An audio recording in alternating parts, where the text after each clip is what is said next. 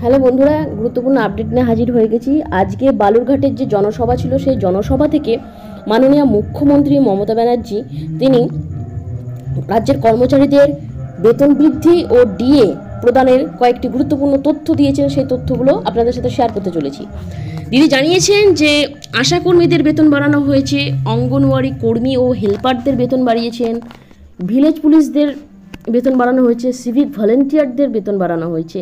এছাড়াও বেতন বাড়ানো হয়েছে শিক্ষাবন্ধুদের দপ্তরে, শিক্ষাবন্ধুদের বেতন বাড়ানো হয়েছে। সরকারি কর্মচারীদের একবার এবছরে ডিএ দেওয়া হয়েছে, আবার আগামী মে মাস থেকে কিন্তু আবার ডিএ পাবেন।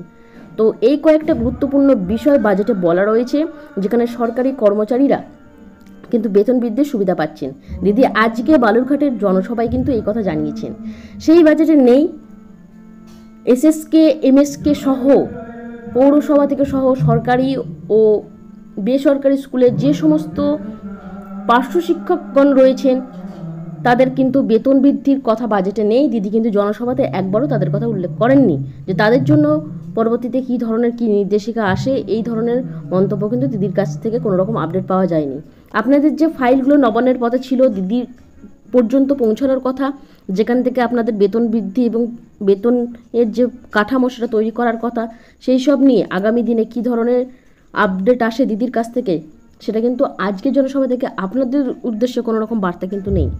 এখানে দিদি যেটা জানিয়েছেন যে তিনি কী কী কাজ করেছেন, আশাকর্মীদের বেতন বাড়িয়েছেন, অঙ্গনওয়াড়ি কর্মী ও হেল্পারদের, ভিলেজ পুলিশ ও সিভিক ভলেন্টিয়ার, শিক্ষাবন্ধুদের বেতন বাড়ানো হয়েছে, সরকারি কর্মচারীরা ডিএ পেয়েছেন, আবার আগামীতে ডিএ পাবেন। এই কয়েকটা কথা বাজেটে রয়েছে এবং সেগুলো দিদি জানিয়েছেন। লক্ষ্মীর ভাণ্ডারের বেতন মানে মাসিক যে ভাতা দেওয়া হয় সেটা বাড়ানো হয়েছে। সমস্ত বিষয় উল্লেখ থাকলেও কিন্তু অস্থায়ী কর্মচারীদের জন্য কিন্তু সেই ধরনের কোনো রকম নির্দেশিকা আজকের জমায়েত থেকে কিন্তু আপডেট উঠে আসেনি। পরবর্তীতে দেখা যাক কী ধরনের আপডেট উঠে আসে, আপনাদেরকে এই তথ্য দিতে থাকবো। আজকের মতো এইটুকু। ভিডিওটা দেখার জন্য ধন্যবাদ।